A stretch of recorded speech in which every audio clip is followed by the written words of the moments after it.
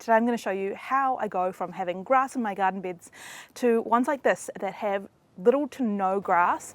I have to do barely any maintenance. I go out and pull a little bit here and there, but other than that, it's super easy. When I first started gardening, I felt like I was only going to be successful if I had zero grass in my gardens, and that is not the case. That's not how I feel anymore. I know from experience that having grass in garden beds is so frustrating, and I've managed to get 2 of my garden beds to be pretty much grass free from this strategy. So I want to share it with you so that you can start working on it in your garden as well and not feel like you're failing at all. You may be able to see in some of my videos that I have grass growing out here in some of my garden beds, and it's not something I'm worried about or stressed about because I know I've got some plans in place that are going to help me manage that long term. It's really important to figure out some of the key factors on what grass needs to grow and thrive so that we can flip that and make it a less desirable environment for grass to grow, so that we can slow it down while we wait for our long-term strategy to kick in. So grass is a pioneer plant. It shows up first, it covers the soil to try and protect it, try and get things to grow. So it does have a really important role in the garden. And 2 things that grass really likes is lots of light,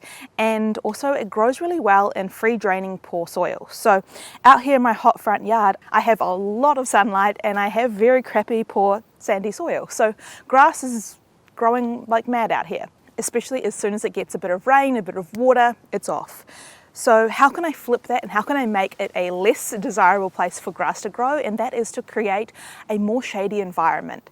And that is one of my long-term strategies for grass maintenance, is to cover the ground with shade at all times so that there's not enough light there for the grass to grow and thrive. So long-term, that means a lot of canopy trees, middle layer trees, and ground covers. But it takes a while for those things to establish. So whilst those are waiting to be established, what can I do in the short term to help suppress the grass? So first up, shading out the soil. So we want to make sure the soil is always covered. That's going to help stop it drying out.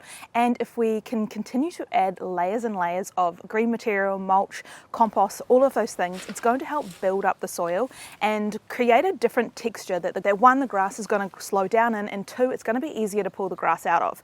Hard, compact or dry soil makes pulling out grass so much harder. But if you notice in some of your gardens that have really rich soil, lots of compost, the grass and the weeds are much easier to pull out.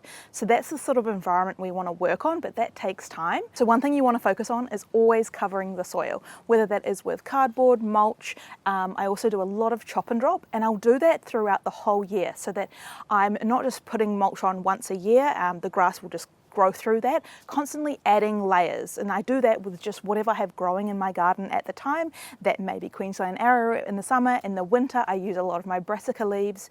I also add pea straw, mulch, anything that I have, just continuously adding those layers, which is going to help block the light and reduce some of the pressure from the grass, whilst also building the soil so that my main trees can grow and changing that soil structure to be less desirable for grass and easier for us to remove it. Another thing that I will do is go out and pull out some of the runners. Some of my grass is kikuyu and it has long runners, and once they get established, they're really annoying to try and pull out. They really embed themselves in the garden. So with a younger garden, I am periodically going out and removing some of that grass. That is easy to do. The rest of it, I'm obviously putting lots and lots of layers on top. Now another trick to helping suppress the grass is to create a bit of a barrier between the lawn and your garden beds. And you can do that with a whole bunch of different things. You can use hardscaping, things like bricks and pavers, or you can use natural, like clumping plants and logs, sticks, all those sort of things, to just start creating a bit of a barrier to slow down the grass while we wait for our long-term plan to take place. So I'm planning on doing that out here. I'm going to use bananas a lot. Once I start getting a lot more bananas growing, I can chop those down and cut them in half and use them as edging on the garden beds to not only slow down that grass, but also add nutrients, let it break down and feed the soil. And out the back, in my back food forest garden, I have got some pavers or bricks around the edge between that and the grass. That's really helped slow it down. And then I'm always maintaining those edges as well with the weed eater so that I can stop the grass creeping over the edge, because that's the type of grass that I have. It's very creeper grass. I've got kikuyu and I've got a few different types of grass that send out runners that are really painful. So if I can put a bit of edging in place, that's going to help me slow down that creep. And you can also do this with planting. So in this garden here, I have a lot of Queensland arrowroot on the edges. Anything that's really dense and clumping, that can sort of act as a barrier, as an edge to slow down the grass as well. This is another one that can be really important, especially when you're first starting out, is to not let any grass go to flower and seed in the garden. As soon as the grass goes to flower and seed, it's going to spread seeds obviously and make your job a little bit harder. So if you are able to get out and cut back some of the grass before it goes to flower, I do that 2 different ways. I do that with a weed eater, but I also sometimes use pruning shears and just go along and cut it off and use that as mulch and chop and drop to feed the garden. Because if it doesn't have those seeds in it, it's not going to regrow unless it is the creeper grass, because that sends off roots. So it is important to take note of what sort of grass you have and the different types of ways that it grows. And then we come to my favourite way to manage grass in the garden, and that is to outplant it. So just like our mulch suppresses the light and slows down the grass, so does overplanting. And I do that a lot in my raised garden beds. In winter especially, I just plant my key crops, my cauliflower, broccoli, those sort of things, and then I fill in the gaps with as many plants as possible. Seeds sprinkling everywhere. We have lettuces, radishes, whatever I can do to cover the soil and reduce some of that light going to the lower levels for the grass to regrow.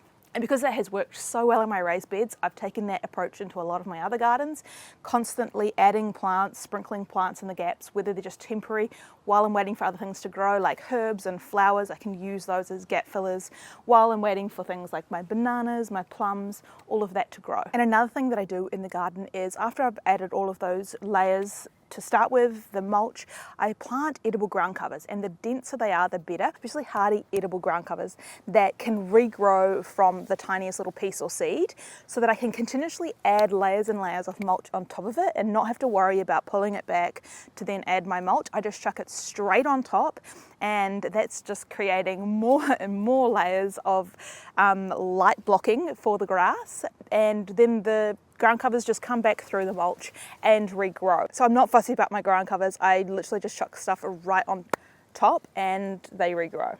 This garden bed used to be full of grass and weeds, and you can see there's definitely some grass growing up here, but for the most part it's pretty much all gone because it's suffocated by all of this sweet potato. I've got 2 different types. You can see the different leaves. There's a purple one, and then the Hawaiian one has like these 3-pronged leaves.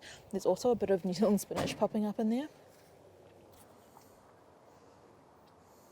I'll even sometimes prune them back onto themselves, like the New Zealand spinach, I just prune back onto itself, just go along with either the weed eater or the hedge clippers and just cut it off to keep it low, and then it adds another layer on top of itself, and then it will just pop back up and regrow through that. So one thing that you'll notice when you start starving grass of light, it does this. It grows up really tall to reach the light. So we know we're on the right track here, we're doing the right thing, because we've got grass coming up meters tall trying to get to the light.